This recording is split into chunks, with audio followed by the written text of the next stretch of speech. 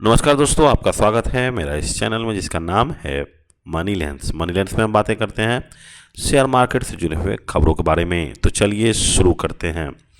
तो कल Donald Trump ने अपने देश यानी अमेरिका की जनता को संबोधित करते हुए लगभग 19 मिनट का वीडियो जारी किया था, जिसमें उन्होंने बताया था कि आप लोगों को अभी 32 दिन ही हुआ है ईरान के साथ युद्ध करने में, अभी 32 दिन ही हुआ है।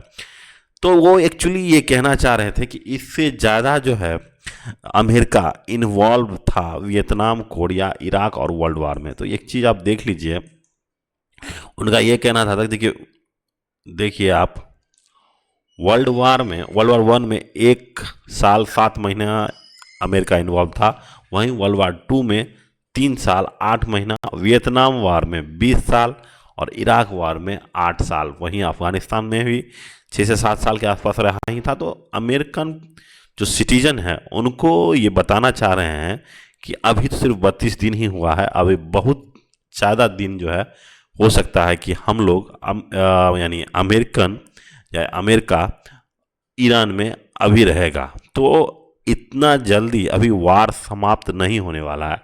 जैसा कि आप देख रहे होंगे स्टॉक मार्केट के पर्सपेक्टिव में अगर देखा जाए तो जिस तरह से स्टॉक मार्केट गिर रहा था और यह 1-2 दिन में जो कल जिस तरह से एक उछाल लिया था, वहीं पे फिर आज लास्ट होते होते एक रिकवरी आ गया। रिकवरी आने का सबसे बड़ा कारण क्या था? सबसे बड़ा कारण था कि डॉलर जो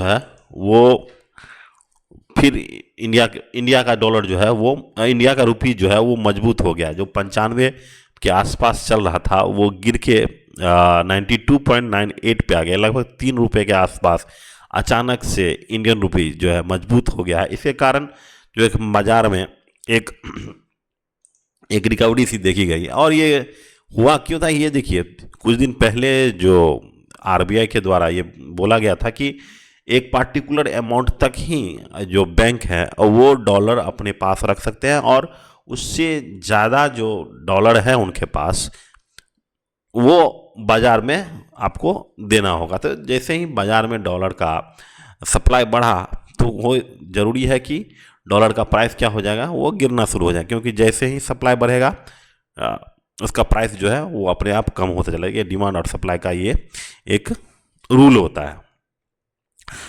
इसी तरह से अगर सोचिएगा तो जैसे ही डॉलर वीक हुआ इंडियन रुपीज़ के, तो फिर इंडियन रुपीज़ क्या हो गया, मजबूत हो गया। और इसके कारण हमारा बाज़ार जो पहले आज शुरुआत में जो गिर रहा था वहाँ से हल्का सा रिकवर करते हुए आज पॉजिटिव यानी ग्रीन में बंद हुआ है। तो 1-2 दिन अभी मार्केट बंद है तो ग्रीन में लगभग आप समझिए मार्केट इस सप्ताह बंद रहेगा। तो लेकिन एक चीज़ और आपको समझना होगा कि अभी जो है 1-2 दिन में तो नहीं, अगला सप्ताह में लगभग एक चीज़ समझ लीजिए कि अब मार्केट एक डिसाइसिव मूव ले लेगा, क्योंकि मार्केट भी अब तंग आ चुका है। अमेरिका की डेली का डेली जो न्यूज़ रिपोर्ट आ रही है कि भाई मार्केट अभी और चले, अब जो युद्ध जो है अभी और चलने वाला है।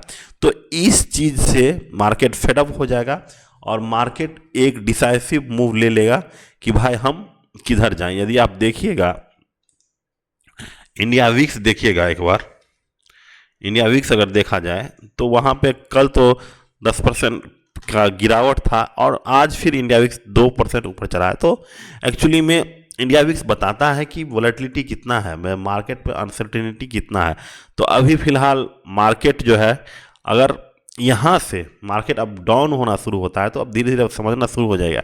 यानी इंडिया विक्स अगर डाउन होना शुरू हो जाता है तो अब देखिए कि धीरे धीरे मार्केट स्टेबल होने के तरफ जा रहा है। तो एक चीज़ आपको हमेशा देखना होगा कि इंडिया विक्स किधर जा रहा है। अगर इंडिया विक्स यदि 25 से अब कम होगा धीरे धीरे तो समझिए कि मार्केट में लगभग बॉटम बन चुका है, क्योंकि देखिए मार्केट भी अब सोच चुका है कि युद्ध अब ज़्यादा दिन तक चलने का, उसके लिए पहले से ही वो लोग अपने आप को प्रिपेयर कर लेते हैं। ठीक है, जो गिरना है गिर जाओ, जितना गिरना है गिर जाओ। लेकिन अब मार्केट एक तरफ बॉटमिंग आउट की तरफ फॉर्मेशन करेगा। लेकिन एक चीज़ इंपॉर्टेंट है, आपको इंडिया विक्स देखना होगा। इंडिया विक्स अगर लगातार नीचे की तरफ जा रहा है, यदि इंडिया विक्स डाउन होगा तो समझिए कि मार्केट में वोलेटिलिटी कम होगा, और वोलेटिलिटी कम होगा मतलब कि मार्केट में लगभग एक बॉटमिंग आउट अब होने वाला है।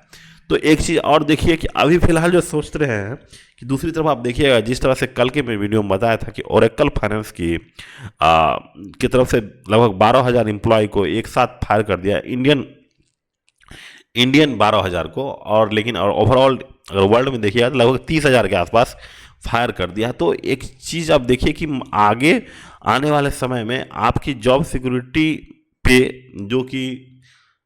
जो सरकारी हैं तो उनका तो बच जाएगा, लेकिन जो प्राइवेट की तरफ है, जो एआई से इम्पैक्टेड जॉब हैं, वो सब आज नहीं तो कल वो जाना ही है। वो धीरे धीरे जो है वो, अगर आप अपने स्किल को नहीं बढ़ाइएगा तो धीरे धीरे वो एआई आपका जॉब खा लेगा, और जो कि दिख रहा है। और इससे ये हो रहा है कि अगर एक साल में यदि आप कार खरीदने का सोचते हैं या फिर घर खरीदने का सोचते हैं, तो अभी फिलहाल ऐसा सिचुएशन नहीं है कि आप जो है आगे इन्वेस्टमेंट करेंगे, क्योंकि अगर नौकरी ही नहीं रहेगी तो आने वाले समय में आप कैसा इन्वेस्टमेंट कीजिएगा, कितना कीजिएगा। तो लगभग अब जिस तरह से मार्केट में 1 तारीख को जिस तरह से उछाल आता है, जिस तरह से आप देखते हैं कि म्यूचुअल फंड्स की तरफ से बाइंग शुरू हो जाती है, म्यूचुअल फंड्स में बाइंग शुरू हो जाती है, और उसका एसआईपी दिया जाता है लोगों को, तो एसआईपी धीरे धीरे अब घटेगा। और जैसे ही घटेगा तो मार्केट यहाँ से और भी नीचे जाने की संभावना है, क्योंकि अभी तक जितना हुआ था कि आप देखिए कि एफआई जो खरीद रहा था, एफआई जो बेच रहा था, उसको डीआई हर एक मतलब कि हर एक पॉइंट पे उसको खरीद रहा था, ठीक है। लेकिन अब क्या हो रहा है कि अब क्या होगा कि डीआई के पास अब उतना पैसा ही नहीं रहेगा जो एफआई बेचेगा उसको खरीदना। तो कहीं ना कहीं अब एक तरफ से ये भी लग रहा है कि निफ्टी आने वाले समय में और यहाँ से नीचे जाने की संभावना है। लेकिन दूसरी बात यह है कि एक चीज़ और समझ लीजिए कि लेवरेज लेके अभी काम नहीं करना है।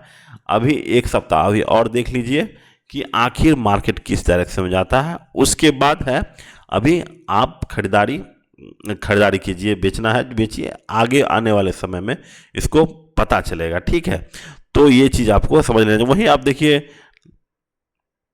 कि डॉ जोन्स जो है, देखिए डॉ जोन्स हल्का गिरा हुआ है, S&P 500 0 पॉइंट थोड़ा, लेकिन लगभग उसी के आसपास जो है डॉ जोन्स यानी अमेरिकन मार्केट भी अभी स्टेबल ही है। तो क्योंकि देखिए अमेरिका को स्टेट ऑफ हॉर्मोज से अब कोई मतलब नहीं रह गया। वो सीधा बोल दिया है कि स्टेट ऑफ हॉर्मोज से जो लोग ले जा रहे हैं, जो देश स्टेट ऑफ हॉर्मोज से अपना सामान ले जा रहे हैं, वो यात्री अपने सामान की खुद सुरक्षा करेंगे।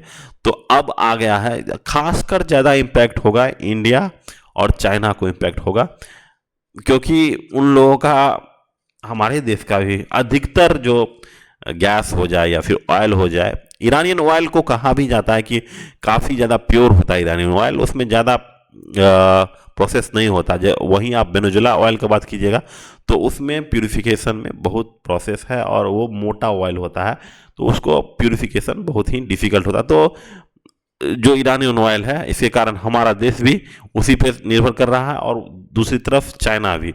तो एक्चुअली में जो डेवलपिंग कंट्रीज था, जो कि ऑयल और गैस पे चल रहा था, और बहुत सारा प्लांट भी देखिएगा कि वो बंद हो चुका है। जैसे मोरबी का टाइल्स फैक्ट्री में आप एक तरफ से देखिएगा तो वहाँ पे बहुत सारे टाइल्स फैक्ट्री में अभी ताला लग जाएगा, और बहुत सारा रिपोर्ट भी ये भी देखिएगा कि लोग जो है अब गांव की तरफ शिफ्ट हो रहे हैं।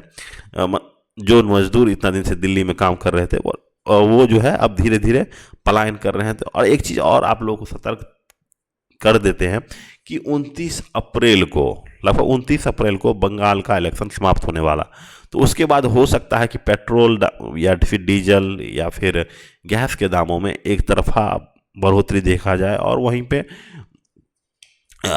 पे देखिएगा जो हमारा इन्फ्लेशन रेट है वो बढ़ना शुरू हो जाएगा। तो एक्चुअली में उस दिन तक का आपको इंतज़ार करना होगा। आगे अगले वीडियो में बताएंगे। तब तक के लिए नमस्कार। यदि मेरा चैनल आपको पसंद आ रहा है तो चैनल को जरूर से लाइक, शेयर और सब्सक्राइब कीजिए। Thank you. Have a nice day.